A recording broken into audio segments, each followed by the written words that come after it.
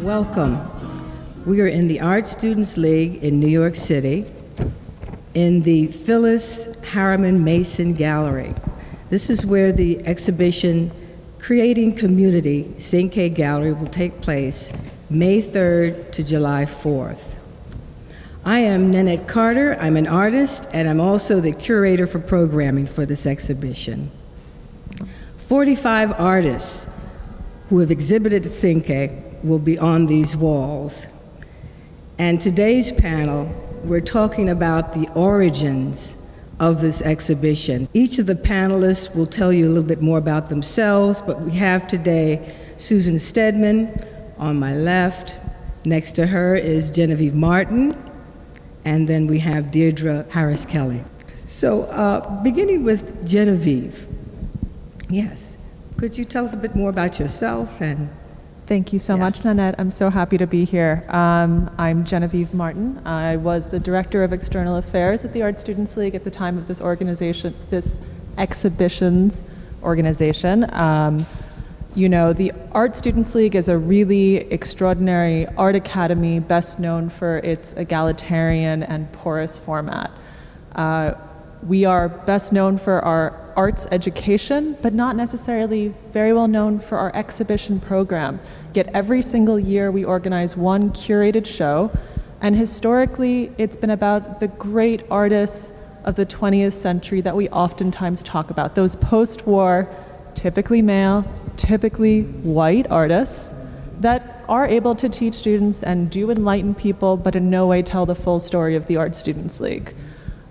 I wanted for the show to tell a more expansive history of American art, because the story we had been telling through our exhibitions thus far had not done that.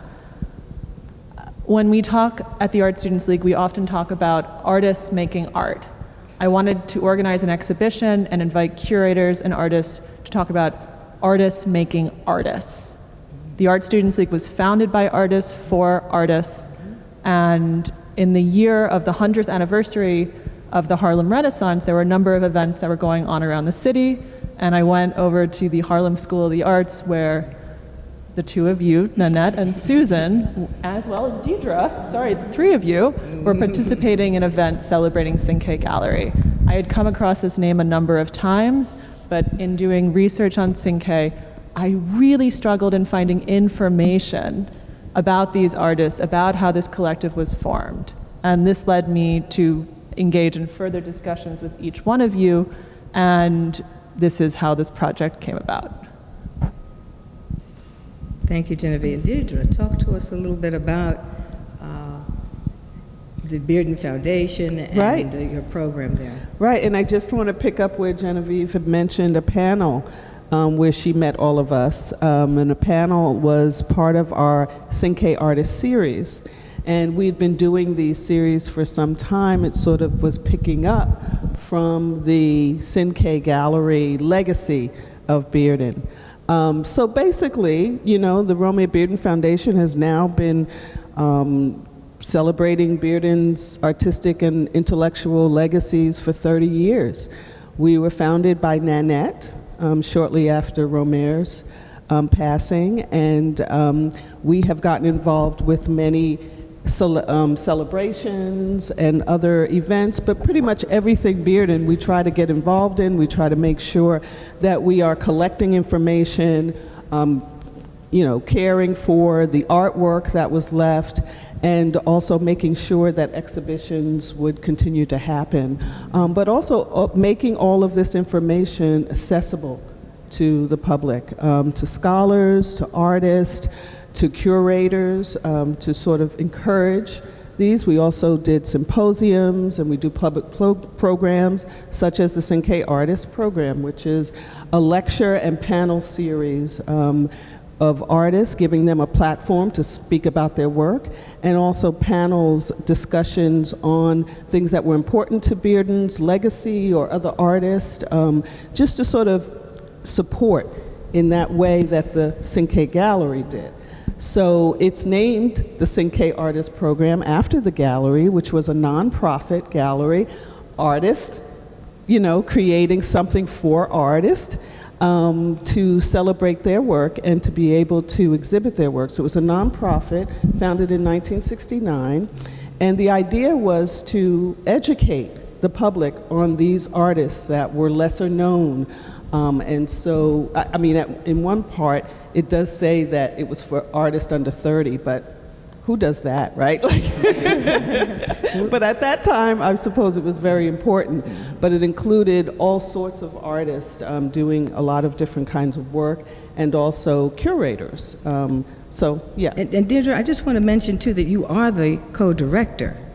Yes, of the Bearden Foundation, and I want to make that very clear. Okay, yes. And when you mentioned Nanette, I want yes. everyone to know she's not talking about me, she's talking about Nanette Bearden, yes, who was married to Romare Bearden. Yes, so just a little clarification. Yes, and who was my aunt.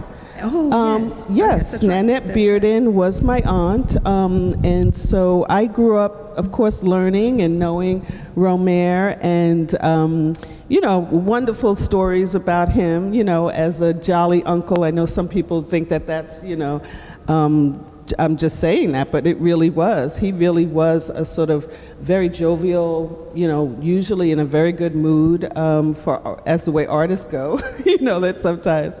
But he loved young people, and so this was something that was important to him, the education of young people in the arts, and so it was important to Nanette as well. And yes, I am one of the co-directors, but I'm a part of a team of people who have been leading this celebration of his legacies. Fantastic, thank you. And Susan Stedman, yeah, talk to us about the curation of this show. Well, we will dive right into that. What I wanted to pick up on, though, is the Cinque, the Bearden Foundation, as well as Genevieve's comments first. Actually, I was an advisor. I was invited to be an advisor to the Bearden Foundation. This is about 12 years ago or more. And it was just at the very conclusion, the very final years of the Cinque Gallery in 2004, 2005, so on. Ruth Jett and Ernest Crichlow, I refer to them because they were friends, and as Ernie, were also present. So there was a sense of continuity at that point, a real interest in having building on the legacy of the Cinque Gallery. So I was really honored to be part of those discussions with the board and with the staff at that time. Then subsequently, because I was now I'm speaking to how this exhibition has been generated, because I was on the scene in 1969 in New York and talked with Bearden, Crichlow, and Lewis about the formation of the Cinque Gallery. It was being discussed among many artists, and I was part of those conversations, which are very, very memorable for me. So I went about doing research as a result of this is what I'm referring to with the Bearden Foundation, and research in many resources that are available here and there around the country, as well as the artists themselves. In the back of my mind was ultimately some kind of chronicle, but unexpectedly along came an invitation from the Art Students League to create an exhibition to celebrate the artists. And we created the title, Creating Community Cinque Gallery Artists, with a focus on the artists. Ultimately, more has to be developed about the history of the gallery, which I will continue to work on. So the exhibition will take place right here in this gallery, in this beautiful space. I've been working very closely with Anki King, who is the exhibitions manager for this gallery, a key player in this project. Exhibition will open in the spring of 2021. And as you said, Nanette, it'll be 45 artists. We will be drawing upon the collection of the Art Students League, because there are a number of artists' works. For example, the works of Alston, Norman Lewis, Richard Mayhew. There's a Mayhew here.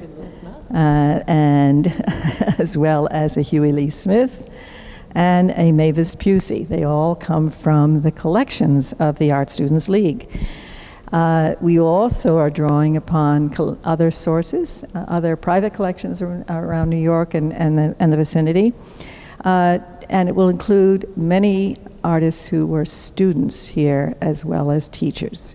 So we can come back and describe it a little more, but that's the general outline of this project. Bear in mind that Cinque Gallery participating artists were numbered close to 500 during that period of time from 1969 to 2004. So this is just a very modest introduction. Thank you, Susan. I think those numbers are just amazing. When you had told me about the number of artists that had come through Zinke, and of course this is for solo shows and group shows, just incredible. Right. I believe there became a time where this idea of artists under 30 was really abandoned. It was really about emerging artists. Mm-hmm. And of course, a lot of African Americans back in the 60s, 70s, 80s were emerging, and they were in their 60s and 70s. Mm-hmm. So, they had not been exhibited. There were no galleries that were showing them. The museums were not putting them in any thematic shows or solo shows. Yeah. So this was the venue. This was the spot. It was hot. Mm-hmm. And what I thought was so amazing as a young person myself coming through and seeing the space, I didn't see it until the 80s, was that each generation seemed to tell the next generation, hey, this is a place to show. Mm-hmm. Because even when I was on the artistic board in the 90s, we were showing students who were coming right out of Pratt Institute. So they were telling their generation, their young friends and what have you. So the word spread. So the numbers are just amazing. And I think the 35-year aspect of this institution is something that's so important and needs to be celebrated. And I'm really pleased that the Art Students League is doing that. So I have some questions for folks. And I wanted to know, Susan, you were talking about the number of artists and those that even taught here. I believe Richard Mayhew actually had a class here, and those who attended classes here. Can you just give us a few names of the artists? Yes, well, I've relied on the files, the records of the Art Students League, but I also remember at the time that Norman Lewis came to teach here about in the early 70s as a result of an introduction by Richard Mayhew, who had been teaching here. Huey Lee Smith taught here for many, many years at the League. And Charles Alston, often known as Spinky, was the first African American artist to come to teach at the League in 1950, or very early 50s. I've heard a couple of dates. They were all very close friends, so this is something to keep in mind. That Ernest Crichlow also taught here. So we have, and Romare Bearden studied with George Gross here. So of the founders, Bearden, Crichlow, and Lewis, there is a circle here. We're going to say we're completing the circle. It's an ongoing circle, and as well as their close colleague, Charles Alston. There are artists in this exhibition, and that is what I attempted to do with the exhibition, is to include, to find out artists who had studied here. So we have among them Cynthia Hawkins, Robin Holder, Elizabeth Catlett, Charles White, Bob Blackburn. So there really are a lot. There are many more as well. We'll continue to uncover that in the records of the League. Excellent, thank you. I was wondering if you could also speak, Diedra and Susan, to the history of the man, Joseph Zinke, the enslaved African. Of course, this is the man who the founders decided to name the gallery after. If you could just talk a little bit about Joseph Zinke. Well, many of you may not know Joseph Zinke, although it was a very celebrated story about the enslaved African who led the revolt on a ship, a slave ship, on its way to Cuba. And they were midway there, and they killed several people, and they, directed the boat. They wanted the boat directed, the ship directed to back to Africa, but the two enslavers sort of figured out how to point it to the United States, and so they arrived or were captured, I believe, in Connecticut. And they went through a trial because they wanted to, charge the enslaved revolters and tried to punish them. But they were helped out by abolitionists that helped them with the case, and they were acquitted. And they were able to get back to Africa through, many finances, through lovely people who felt like their case was something that was deserving, because they were actually captured illegally. They were not slaves. They tried to claim that they were already enslaved in Cuba before they were captured, and that wasn't true. Zinke, Joseph Zinke, who was originally born in Sierra Leone, or what is now Sierra Leone, he educated himself in English in order to plead his own case, to plead the case. And so, this was about a sort of creative, and this is why I think that Bearden, and the founders of Zinke took up this idea and used the name, but because it was a sort of creative way that, people who were oppressed, came up and changed their future. And I think they wanted to create a space that sort of talked about how artists can change their future, and people can be educated about this, and also educated about the history of Africans in this country. So I know that they were also influenced by a number of different other artist renditions of Zinke. Hale Woodruff, of course, did these beautiful murals for Talladega, and that is an interesting story because the Talladega is a university that was founded in part by missionaries, the same missionaries that helped Zinke and the other enslaved people get back to Africa. They started as a mission. They created a missionary in Sierra Leone, and then they came back and were part of the founding of the historically black colleges, such as Talladega. And so it sort of was a cycling back. These murals, the installation of these murals that for sure Bearden saw sometime in the 40s. And so that's a direct relationship for him, who, he's very insistent on bringing these historical stories into the present, or his present, or others' present, so that they can make change. Yeah, so fill in for me, Susan. I know you have lots to say about it. Well, you've given a good historical overview of it, to say the least, because it is a very high drama story. I'll just add a few things. There were actually 53 mutineers, and the name of the ship is Amistad. Yes. So we're bringing that up because that's the name of the murals that Hale Woodruff created at Talladega.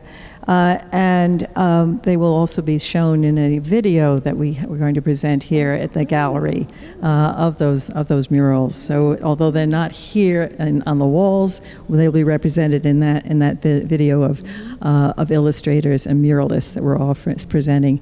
And I just one other point about Zinke, Joseph Zinke, who's this was a second name, Yes. obviously anglicized name, and that at the time, during his lifetime, artists started to paint him, and engravers as well. So there are portraits that are concurrent. This is a period of 1837 to 1840.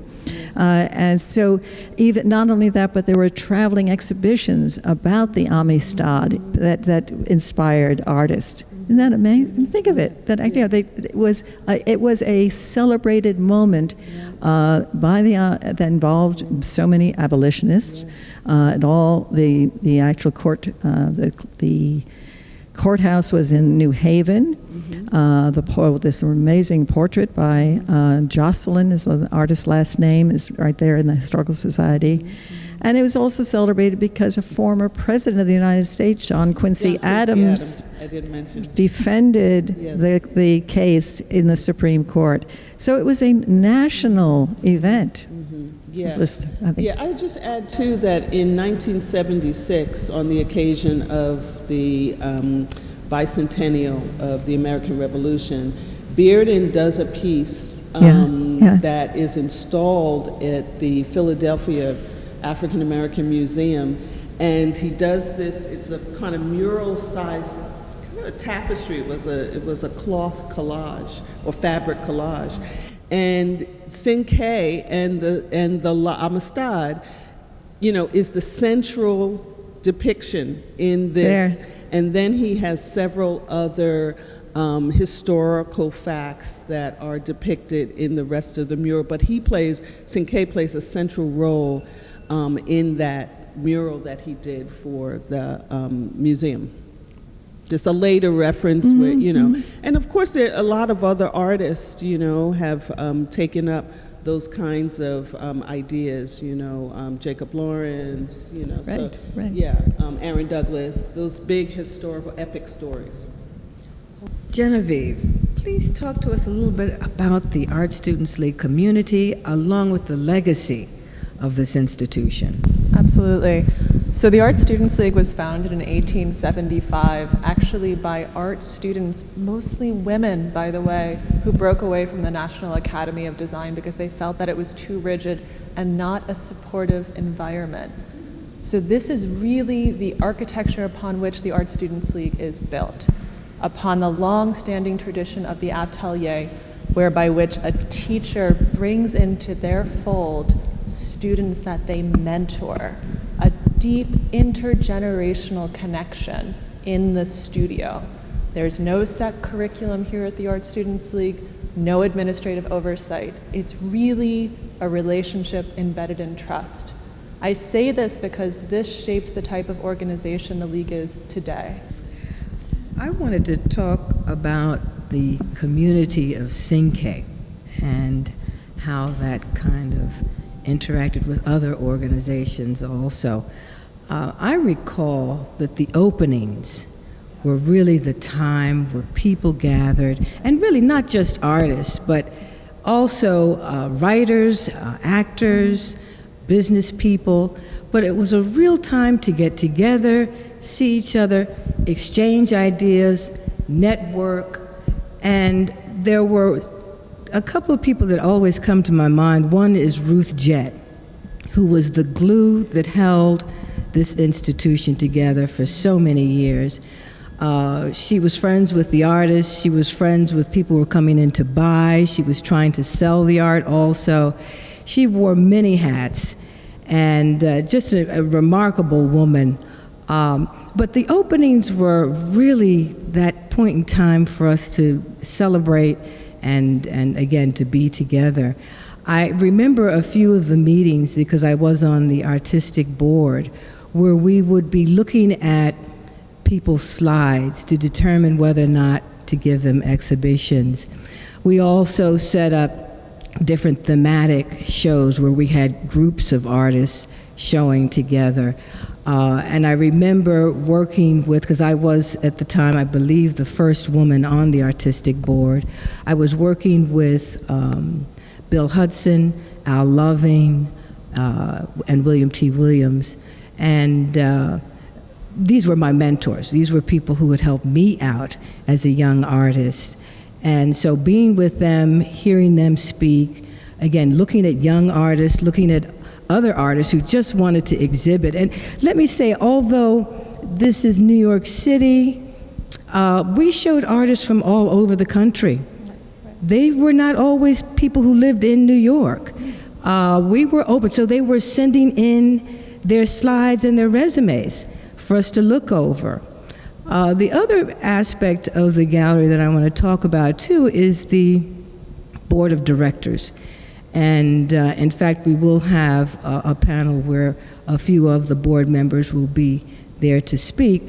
But the board of directors raised money through the Andy Warhol Foundation, from the New York State Council on the Arts. And I recall as one woman in particular that comes to mind, because she was actually a teacher, a professor herself, was Pat Hines. I know she wrote quite a few of the proposals for money, to raise money. So it was a community of, again, not just artists, but writers and everyone coming together to build this organization, to grow it, to keep it going. And it went through so many changes. I could tell you the last venue was in Soho. And I can tell you, to be in Soho, this is when we had hordes of envelopes coming in with people's slides from all over the country wanting to show, because the gallery was in the center, of the art world. Soho during the 70s and 80s and 90s was the center. So to have an exhibition space there was hot. It was really quite amazing at that time. So again, the community, I can recall also quite a few of the artists being involved in the Romare Bearden galas. They had an annual fundraiser. Every year, the Bearden Foundation had a fundraiser, and a part of that fundraiser was the auction. And an awful lot of the Cinque Gallery artists would also take part in that auction. And that was wonderful to see. And again, primarily African Americans coming in and buying the art. So yeah, but it was an interesting community. Again, I felt that the openings in particular, I heard you sort of agree with me, Susan, on the side there, because I know you were at the openings. I think I may have met you at one of the Cinque Gallery shows years ago. Yeah. So we were meeting each other. Yeah, right. Things were happening. That's right, yeah. I'm glad you emphasized that spirit of the gathering place for artists of all varieties, musicians, writers, people in theater, and so on. And a lot of that is, I'm going to make an historic reference here, just rather quickly, but it's a big story in the sense that it deserves a lot of attention, I think. It's the larger arc, because if these artists, Norman Lewis, Ernest Crichlow, Romare Bearden, also people such as Charles Alston, they had come together in the 1930s and had gatherings at the Augusta Savage studio, where plus Jacob Lawrence was there as well. So that sense of community, of mentoring, and 306 West 141st Street, which Spinky Alston created with Mr. Barnard. This was also a gathering place of people, even civic leaders would found this a magnetic location to gather and converse. Du Bois, so on. I mean, it is easily the panoply, shall we say, of creative forces in Harlem. Here we are at the centennial of the Harlem Renaissance. This is part of a larger arc. And some of the same people went forward into later years, such as Spiral, which involved a number of the same artists. I sat in on some of those meetings, believe it or not, in that exhibition. That was very much part of that larger arc of sense of community, of mentoring, of nurturing the next generation. And then Cinque Gallery. Cinque Gallery was a real, it crystallizes many of those, that energy and that sense of purpose. Amazing the cross-pollination that went on throughout the years. Yes, I was just going to add that, part of the funding for Cinque, I believe, was imagined through a grant that they had applied for as Spiral. But after Spiral disbanded, because the thought was always that they wanted to have, I don't know if this was the initial thought of Spiral, but this is something that Bearden had developed over the time. I mean, the idea of having a gallery. So they got the grant from Ford Foundation, and the first location was in the Joseph Papp, the Public Theater. Public Theater, right? yes. So I think that, it's important that you see this through line, because they were involved in building institutions. They found that was important. And Cinque Gallery becomes this sort of culmination of all of those years and efforts. If I can just jump in, one of the things we're describing here is people sharing resources, whether it be individuals in a community sharing resources or institutions sharing resources. And there ends up being this incredible generating, multiplying effect of many different collectives and communities being created. And there's overlap, as you say, Nanette. There's cross-pollination, and it infinitesimally continues. And we look at the community-driven organizations of today, and we still see that DNA. The Art Students League was created out of necessity. Cinque Gallery was also created out of necessity because of the abject denial of opportunity for artists of color. That is why it was created. Absolutely, And so this idea of under-recognized. artists creating their own opportunity and within their community and passing it along is such a beautiful thing. And that is the legacy of the community that I think this show is really about. Yeah, and it's an interesting thing when you think about how artists are now. It's a little harder, I think, for artists to impact each other's lives. Maybe because there's just so many more artists and so many more venues and so many more opportunities, and some are making a lot of money and some are not making any, and so, but one of the things I remember about Romare was that, he did pass along these sort of opportunities a lot, and I do remember him as a storyteller, right? And there were many artists who came through and would sit and talk with him and hang out, and he was sort of, maybe a grandfather or maybe an uncle kind of image for a lot of them. But we got lots of stories. One from a young photographer who said he came to visit Bearden. He was told to go visit Bearden, and he goes and he sits and he talks with him. And by time he leaves, which was probably many hours later, by time he leaves, he has a list of people that Romare told him to go and photograph. If you go and photograph these people, that will start your career.